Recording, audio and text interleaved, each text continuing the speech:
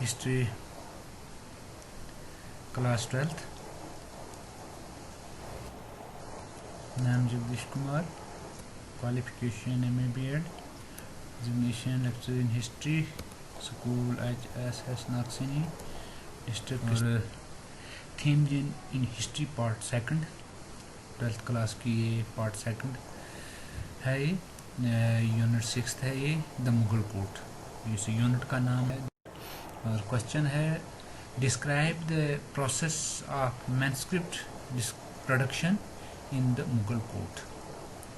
तो ये क्वेश्चन है assess the importance of the printed image of the Mughal manuscript।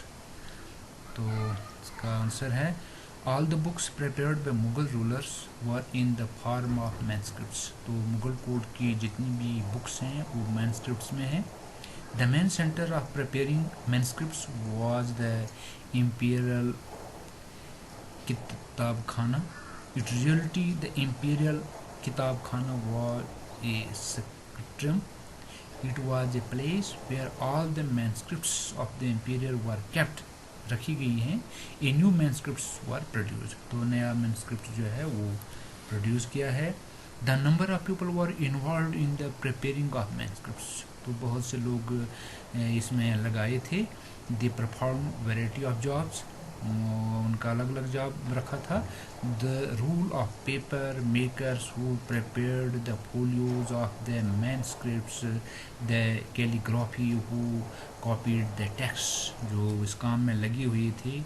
The gliders who illuminated the pages, the painters who illustrated the scene, and the book binders who set the individual folios within the ornamental covers was praiseworthy and workmanship covering करने वाले भी लगे हुए थे। When a manuscript was ready, जब किताब पूरी तरह से तैयार हो गई, it was seen as a precious and invaluable object of intellectual wealth and beauty। उसकी ब्यूटी को देखा गया कि किताब को कैसे अच्छा खूबसूरत बनाया जाए। By the production of these manuscripts the emperor displayed their power and strength. तो उसने अपने पावर और स्ट्रेंथ का भी डिस्प्ले किया है। Some of the people involve in the production of their manuscripts were given awards. और जिन्होंने उस किताब को अच्छी तरह से बनाया उनको अवार्ड भी दिया। The title of the emperor among such people were mostly the calligraphers and painters. Calligrapher और पेंटर्स भी इसमें लगाए गए थे मैनस्क्रिप्ट्स में। On the other hand paper makers और book binders often remain anonymous artisans. तो वो बड़े बड़े कलाकार थे, आर्टिस्ट। तो ये पहला वाला क्वेश्चन था। अब ये दूसरा क्वेश्चन हम आपको पढ़ाने जा रहे हैं जो टेक्स्ट बुक का 5वां क्वेश्चन है। Discuss the major features of Mughal provincial administration. How did the centre control the province. तो प्रोविंशियल एडमिनिस्ट्रेशन कैसी थी, वो प्रोविंस में कंट्रोल कैसे करते थे मुगल जो राजे थे। During the times of Mughal the centres to following steps to control the province. Although the subedar was the head of the province. Subedar province का हेड होता था। He did not have all the power in his hand. उसके पास पूरी power नहीं होती थी। On behalf of the centre the diwan and Bakhshi kept strict vigil overing. तो दीवान और बख्शी जो थे वो वहाँ रखे गए थे। The province officials were not allowed to stay at one place। और उन्हें इंस्ट्रक्शन थी कि वो एक जगह नहीं बैठ सकते हैं for a long duration. They were transferred to different places. The objective behind this was that the official might not misuse his power. वो अपने पावर का मिसयूज भी नहीं कर सकते हैं with the support of the local people. The waqai navis kept the imperial informed about all the important matters। तो उसकी निवास से जो एक इम्पॉर्टेंट पोस्ट रखी थी प्रोविंस में, वो राजा को हर टाइम इंफॉर्मेशन देते थे happenings and activities of various officials.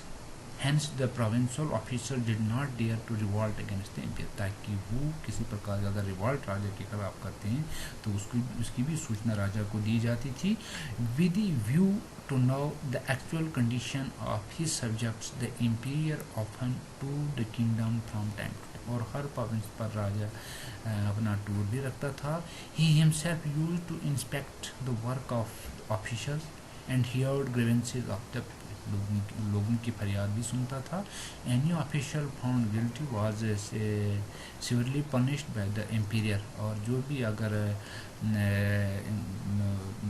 गलती करता है तो उसको बड़ी सज़ा मिलती थी. The Mughal emperor give a great importance to the voice of public. तो लोगों की बहुत बड़ी अहमियत थी. The public could directly complain to the emperor against any provincial official. तो पब्लिक डायरेक्टली किसी प्रोविंस ऑफिशियल के खिलाफ डायरेक्ट राजा के पास कंप्लेंट कर सकती थी. If found guilty the concern official was harshly punished. अगर कोई भी पाया गया गलत पाया गया तो उसको बड़ी सज़ा दी जाती थी. तो अगला क्वेश्चन है mansabdari system. Mansabdari was the system under which an official was assigned the rank. तो मनसबदारी सिस्टम में जितने भी ऑफिशियल थे उनकी रैंक थी, खासकर सिविल में भी और आर्मी में भी. Income and position in the court of Mughals. There were 34 categories of mansabdar during Akbarian. तो अकबर के टाइम में 34 मनसबदार थे. The smallest mansab was of 10 and the largest was that of 12,000. तो छोटे मनसबदार के अंडर 10 फौजी होते थे और बड़े मनसबदार के under 12,000. The mansabs greater than 7,000 were given only to the provinces. और मनसब जिसके अंडर 7,000 फौज आती है वो कोई प्रिंस ही रखा जाता था. And people related to the royal household या किसी अच्छे परिवार का होना चाहिए. The appointment of the mansab was made on the recommendation of the Mir Bakhshi. तो मीर बख्शी की सलाह पर ही उनको रखा जाता था मनसब किसी प्रिंस को by the emperor. The emperor could at any time appoint और depose any mansabdar on the base of their services. Akbar had made 2 type of mansab, zat and sawar. उसने 2 प्रकार की मनसब रखे, जॉट एंड सावर. और कोई भी अगर गलती करता है तो उसको निकाल दिया जाता था बख्शी की सलाह पर. The salary of the mansab was fixed according to the zat. तो मनसब की सैलरी जॉट के मुताबिक फिक्स थी. And number of cavalry man and their salaries were fixed according to sawar. तो सावर के अकॉर्डिंग के मुताबिक भी उनकी तनख्वाह फिक्स थी. The mansab had to perform both military and civil activities. They were paid according to the rank in either case or in form of jagirs. So although there were some flaws in the Mansabdar system, but it was given though there were some flaws in the Mansab system, but it was gave the people an efficient administrative framework. तो इसका अगला question है what were the concern that shaped Mughal policies, the attitudes towards the region outside the subcontinent. The following were the main concern shaped Mughal policies and attitudes towards the region outside the subcontinents. Control over the post of military importance. Political relation between the Mughal Empire and the neighboring countries of Iran, Turan and dependent upon control of the frontier designed by Hindu Kush mountain. तो इनके साथ भी relation अच्छे थे. All conquerors who wanted to conquer the Indian subcontinent had crossed the Hindu Kush. कोई भी अगर हिंदुस्तान पर हमला तो इसको हिंदू कुश पार करना पड़ता था to have an access of North India.